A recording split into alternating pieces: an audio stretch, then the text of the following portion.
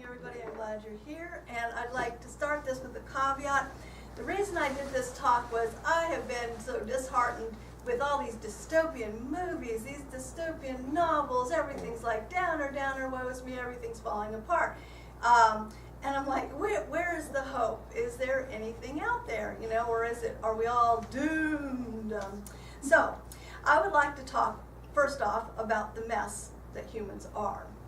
We are talking animals with large brains, with not enough information or the ability to process the limited information we have. We sometimes use what psychologists call cognitive shortcuts to get by in our complicated world.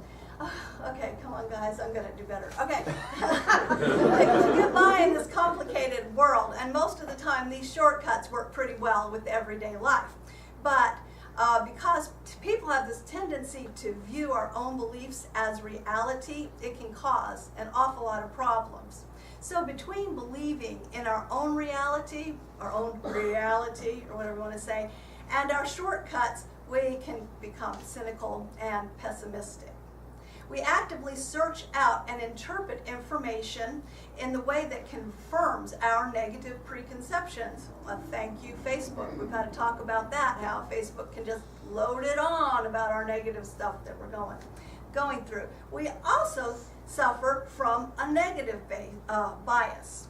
It has been shown that humans give more weight to negative information and experiences than the positive ones.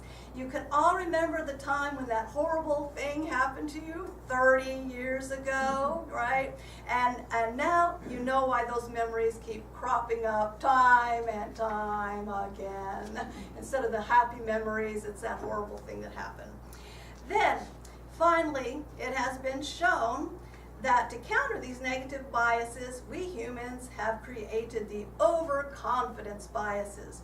Studies have shown that we think we're smarter, better looking, more capable than we are. Sorry guys, this is supposed to be a thing about hope, but y'all are losers out there, sorry. We think that our chance at success in our brain is just really higher than it is. The bottom line is that this blip in our brain makes us overconfident in certain aspects. Unfortunately, these certain aspects only seem to work on a small scale of things. Things you think you can control, like a test coming up, or how you can figure out how I'm going to study for this test and get a good grade, or the idea of advancing in your job, just small things like that. But when we are asked about how to stop world hunger, global warming, our brain gets overwhelmed and boom, and it flips to the negative and the pessimistic side. They're so big we can't figure out how in the world we're going to fix that. Is there only gloom and doom in the world? Is the world as bad as some believe, or is there hope in the future? Well, I wanted to share some of the hopeful things that are going on to make the world a better place. Several months ago, I read a book called Abundance. The Future is Better Than You Think. And it was written by Peter Diamandis and Stephen Coulter. Anyway, it was written by these two guys. They give more an optimistic view of our future with the help of emerging technologies. This is not a talk advocating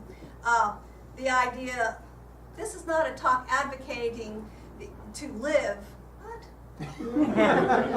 Oh, okay. I'm not advocating, y'all go live it up for the future as Sherry. I'm saying still be responsible with your lives. Don't go, woohoo, everything's abundance and we can just live it up.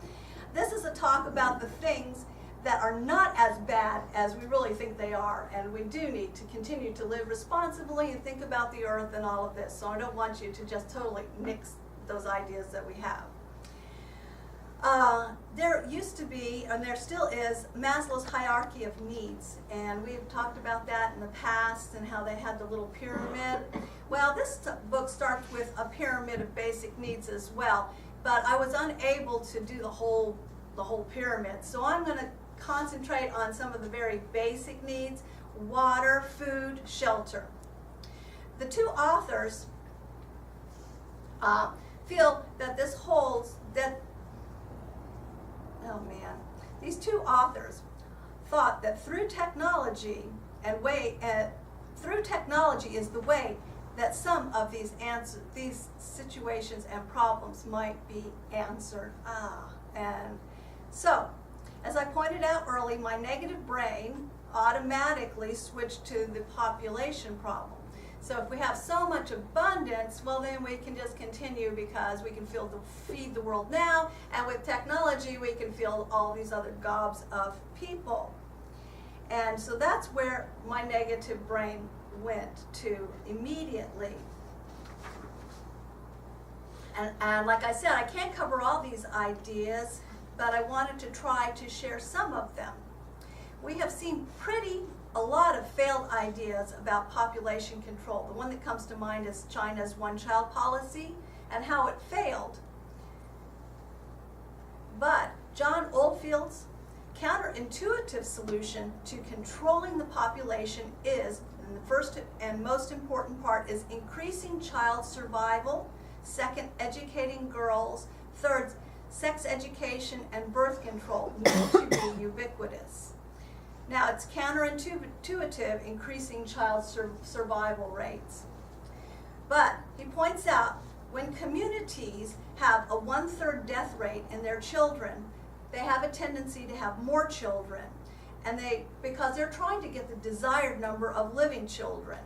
The thinking seems to run. You have replacement births, then you have insurance births, and an insurance birth is those that take care of you in your old age. And they would also be the child that keeps the farm running or keeps the family business going. And then finally you have the lottery births. And that child is the one that gets most of the education, and they're hoping that that child will succeed and cause the whole family to have an upward mobility. And it's all resting on that child. And then when you get through the idea of that in the third world, or these places where you have the 1/3 death rate, the boys are the best. So then you have the idea of, oh, well, there's a girl, there's bad luck, so let's try again. So then you end up you can start understanding the problem and the thinking of some of these third world countries. And so, if you can keep the children alive and healthy, there would be a need for only 3 children at a max. And that would include a spare child, because you'd have one that would take care of the parents and one that would have your upper mobility. And then you'd have an extra child, ta-da. So, the answer to a lot of this is clean water. There are organizations and a whole lot of technological advances that can make water safe. And that would be, and makes food plentiful and medicines available. The inventor of the Segway, Dean Kamen, invented a water purifying system called the Slingshot in 2003. The machine is about the size of a dorm room refrigerator with a power cord, intake hose, and an overflow hose.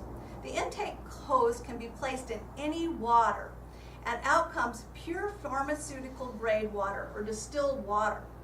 Kamen partnered with the Coca-Cola Company in 2011 because of their ability to distribute Coca-Cola across the world. And they wanted to get Slingshot distributed to these third world countries. The cost as of 2012 was $100,000, but there is hope that building them commercially will help bring down that price. The power source of this is a Stirling engine, and it costs $250,000. Nope, $250,000. Nope, $2,500. Yeah, math, I'm sorry, but math is really hard. But anyway, the system works for 5 years, so that the cost to filter 1 liter of water a day is less than a penny. And the water is important to, if kids are dying of dysentery and diarrhea, water is important. Another filtration system, and I looked, and this is being sold on Amazon, so this has really gone if people can afford it, it's called the Lifesaver bottle. It was invented by Michael Pritchard, and it uses a hand pump within this little water bottle to filter water. The filtration system of the bottle will filter out bacteria, viruses, cysts, parasites, fungi, and other waterborne pathogens. The Lifesaver bottle will filter, on the large scale, 6,000 liters of water, and it shuts off automatically when the cartridge expires. So people aren't assuming the cartridge is good. It will shut off automatically. This is made possible by nanotechnology, which I know little of, but that's how the filter works, is through nanotechnology. Scientists have just begun scratching the surface of this nanotechnology and its uses.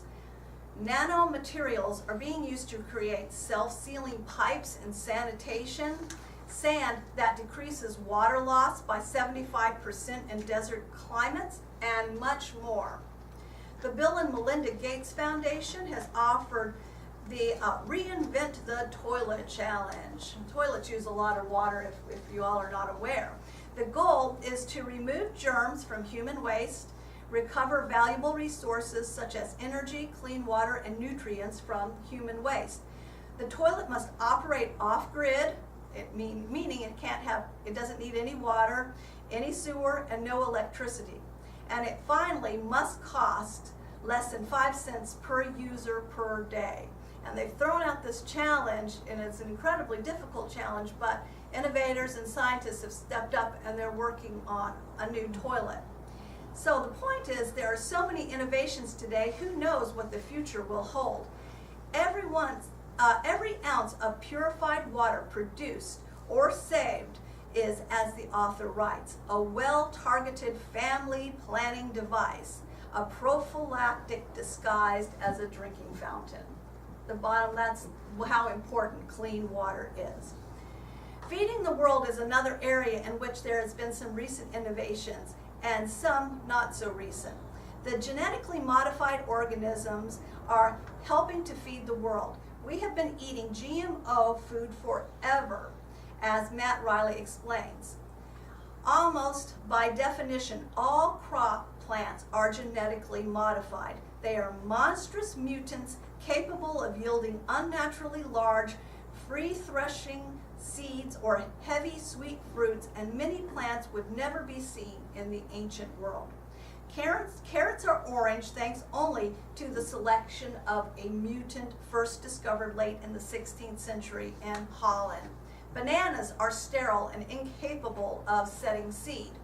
Wheat has 3 whole double genomes in each of its cells, descending from 3 different wild grasses, and it simply cannot survive as a wild plant. You will never encounter wild wheat. Kansas-based Land Institute is attempting to turn annual food crops like wheat and corn into perennials. As the research continues, there will be crops that can be grown in saline conditions and drought conditions. The crops can be nutritionally fortified or act as medicines. Their yield will increase, and their need for pesticides and herbicides, we hope, will decrease. More than 3 trillion genetically engineered meals have been served, and not a single case of genetically engineered induced illnesses have turned up. GE crops appear to be good for the environment. Seeds don't require plowing, so that the soil structure remains intact. Because of this, erosion is reduced, herbicides are down, and there is less need for petrochemicals to grow the crops, and the yields are up. There's also work being done on fortifying cassava with vitamin E and A, iron and zinc. If successful genetically modified crops can radically improve the health of over 25 million people. The need to open source these genetically engineered crops and the sharing of intellectual property hasn't happened yet, but it will change with time. There's just too much public outcry to have this last forever. There is also a problem in distribution of food and the incredible waste. But there is enough food currently to feed the world, and the future is not as bleak as we often are so led to believe. Another interesting technological advance is vertical farming. It's been around since the Hanging Gardens of Babylon. With vertical farming on rooftops, empty commercial buildings, and apartment complexes, they can all be used to produce food. A vertical frame in one 30-story building, 1 square foot of New York block, could feed 50,000 people a year. 150 vertical farms could feed everyone in New York City. Some of the advantages of vertical farming besides space required are crops can be grown year-round.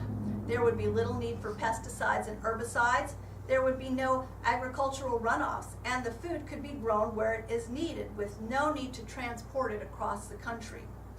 Vertical farming could offer city dwellers the clearest path toward ending hunger and malnutrition.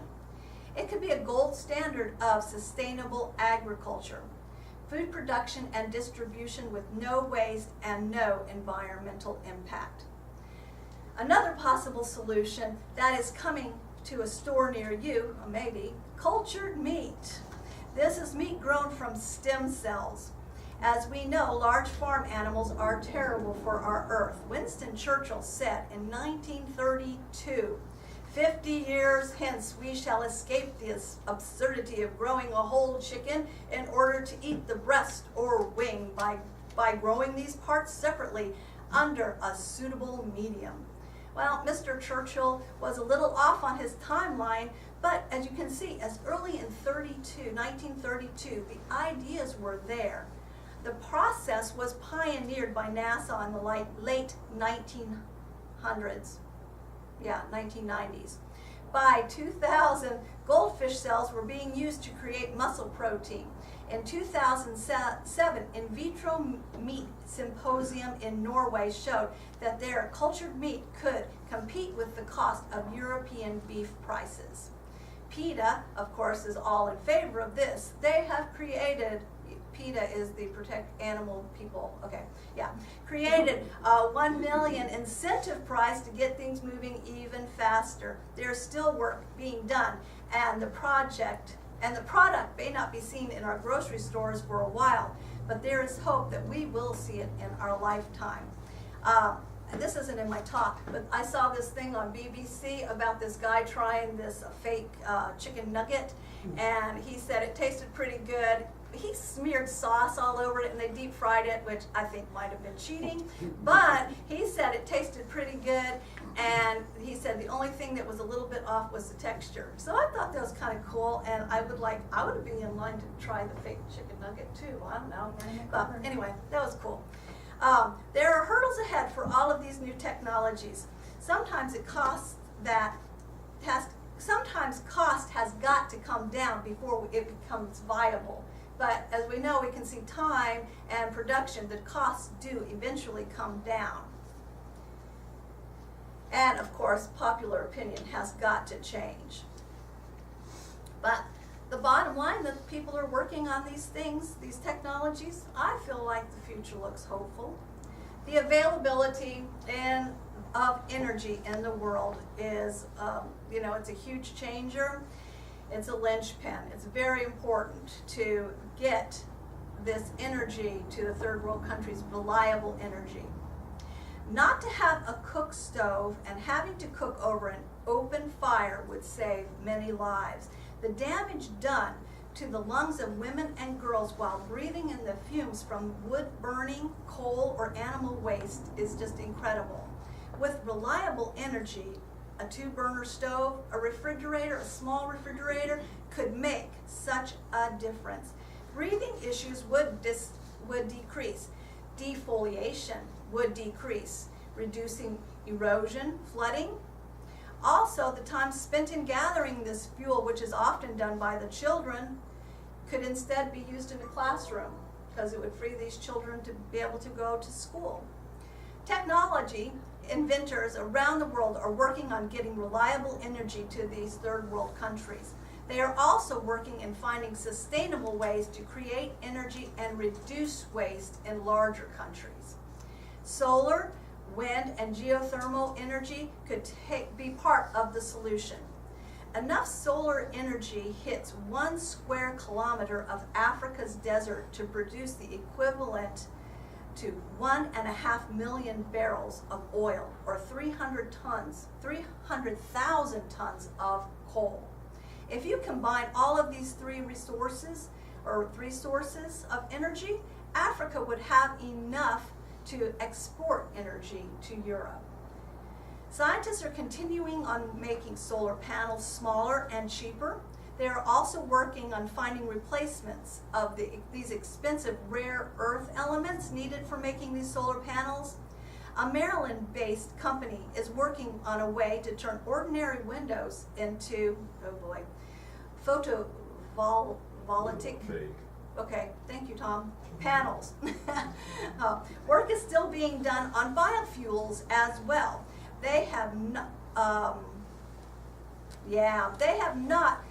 been as successful in this area, and we know corn is just not working. And they have had other research done on algae to produce fuel. It was not really viable either, but they continue to work in this area. So it's not a dead area, and hopefully they will figure out how to avoid some of the problems that they have encountered. The electrochemical cell that converts chemical energy directly into electricity is also an area that is getting a lot of attention. A company is building a battery that, instead of using expensive toxic lithium, is using sodium and water. Sodium, salt or whatever, and water are much more plentiful and definitely a lot safer than lithium. There is work still being done on nuclear energy. The technology is not here yet, but companies are working on making a self-contained, small-scale, modular nuclear reactors. These miniature reactors would be built in factories. They would be able to be sealed up completely and designed to run for decades without maintenance. If these innovations are successful, the potential of providing the entire world with carbon-free energy is within sight. Other innovations on the horizons are the smart grid is designed to save energy, especially in places like the United States when we are just big energy wasters. But this smart grid has been designed to try to cut back the waste and cut off the flow of energy when it's not necessary, or reduce, or make it beneficial if you run your electrical equipment when it's cheaper, which some of us already do now. An Australian firm is working on buoys that create energy from ocean waves.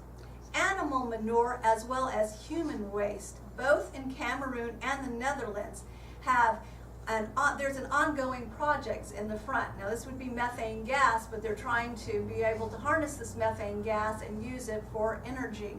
France is planning on paving some of their roads with solar panels. So they said that so many of the roads are used about 10% of the time, or a lot of them anyway, and they said the solar panels would be perfect, and they've made them sturdy enough, they believe, that cars and large trucks could go over these solar panels. And when the cars and trucks aren't passing over them, the solar panels would be able to collect energy. There are so many, once again, innovations in the field of energy, and the majority of them, I'd like to point out, are carbon-free, which is really very important to get rid of the carbon footprint. There's lots of problems on our Earth, but there are also a lot of people working on solutions. Sure, some of them will not work out, and some of them are just going to be way too expensive in the beginning. But I want to leave you with a quote from Thomas Edison, who took 1,000 tries to get the light bulb right. When asked about his 1,000 failures, Edison replied, "I have not failed. I have just found 1,000 ways that don't work." And I want to concentrate on a future full of hope and just stop seeing the grim future put before us. Even if the future is full of potential and technology, and technology, and it's growing with leaps and bounds. It is truly exciting to see what our future can hold. And I know that I asked my daughter, the biochemist, to talk about GMOs, and she said she was too smart. And she said she would not touch this with a 10-foot pole. And I'm not as smart as she is, so I brought it up. And I also brought up nuclear energy, which I know is another like, oh my gosh, nuclear energy. But I hope that this would help you all think, and I hope there's a good talk back. And I'm sure you all have more energy and more information than I have, because really I mostly don't know what I'm talking about with all of this stuff.